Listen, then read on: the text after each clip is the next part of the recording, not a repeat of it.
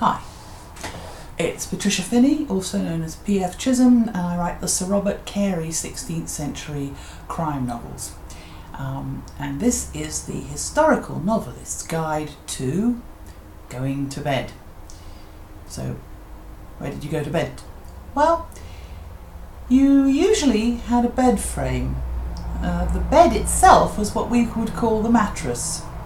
So the bed frame was wooden with legs, and it had rope. Had rope wound round it both ways to make quite a firm platform. And then there was a little knob at the end, and the rope would be twisted round that knob to make it tight. So that the ropes would give and you'd make them tighter. And this is the origin of the old saying, "Good night, sleep tight, don't let the bed bugs bite." So you had a nice tight surface. And of course, yes, you also sometimes had bed bugs, as we do nowadays. It's no progress there. So then on the top of that, there went your bed, your mattress, and this was usually just a bag of straw or hay. You'd shake it up to stop it getting matted, and you'd need to air it every day or it would start getting a bit nasty. And sometimes you'd unpick it and empty it out and fill it with fresh straw, fresh hay. You also had woolen mattresses, which were 2 layers of cloth, and in between you'd lay carded wool, first one way then the other way, and then you'd stitch them together with a large stitch so they didn't get all matted. Really, it's like a futon, a woolen futon. These would be, you could put them anywhere, but obviously you'd rather put them on a nice bed frame. So the thing is that if you were really rich, you might have a feather bed. And if you had a feather bed, you almost certainly could afford a 4-poster bed.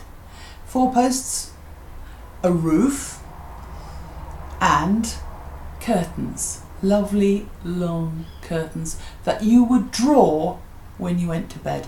It was really a good idea because most Elizabethan bedrooms had no fire and they were pretty cold in the winter. So you draw the curtains and that would keep the warmth inside your little tent, your little cave. It would also give you some privacy. Elizabethan bedrooms ran into each other. They didn't have a corridor. You go from one bedroom to the next bedroom through the bedrooms. You can see this in places like Hampton Court. On the top of your bed, you'd have your pair of sheets, always two, and then you'd have your pillowcase, your blankets, your coverlet, all just as we do. But the really important difference was that most people did not sleep alone. It was quite unusual to sleep alone. Even Queen Elizabeth had bedmates. She had maids of honour who were told that they were going to sleep with the Queen, and they would. And this was one of the best ways to keep warm, of course. And she also, it's really interesting. In the room, there was also a couple of ladies in waiting to look after her and get her things in the night if she wanted them.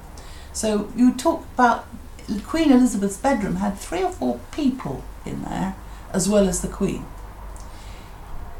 Going down the scale a bit, same thing. If you were a master, if you were a lord or a gentleman, or you were wealthy, you would probably have a servant sleeping in the same bedroom as you on a truckle bed. A truckle bed was a little bed on wheels that went under the big bed, and you'd roll it out and the person would sleep on. Sometimes if you had 2 servants, they shared the truckle bed.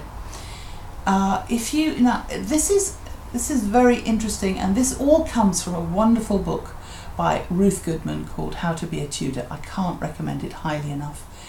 In the early part of the 16th century, people still slept on the rushes on the floor because there were rushes on the floor, and these are actually not a bad idea at all. Apparently rushes keep the insects down, and it's quite clean, nice smelling, and you can sleep on the rushes directly with your blankets, your sheets, everything. You could just sleep there. Later, rush mats were brought in. It's much more fashionable. And of course it was hard for people to sleep on that. So then you needed more beds, and you got pallets, you got small mattresses, and so on. The really crucial thing, as I said, it was that people did not sleep alone. You always had a bedmate, almost always. Pet couples, married couples, of course, slept alone. But if you were travelling, you shared a bed. If you were in prison, you shared a bed. You shared a bed. Men shared with men, women shared with women, of course. The fascinating thing is, when you were on progress, if you were a courtier on progress, you shared a bed. And there's a clear record that Sir Robert Carey had to share with Walter Raleigh. In fact, neither of them were sirs. Robert Carey had to share with Walter Raleigh in the early 80s. And this was just after they'd have a fist fight over a tennis court. And as Robert Carey's father, Lord Hunsdon, was in charge of who slept where on progress, I'm convinced that that was a little joke by his old man. So that's me, Patricia Finney. Thank you very much for watching. Scroll down, leave a comment, subscribe. It'll make me very happy if you go to my website, www.patriciafinney.com, and join up with my email list if you haven't already done it. So that's me, Patricia Finney, and PF Chisholm, saying farewell.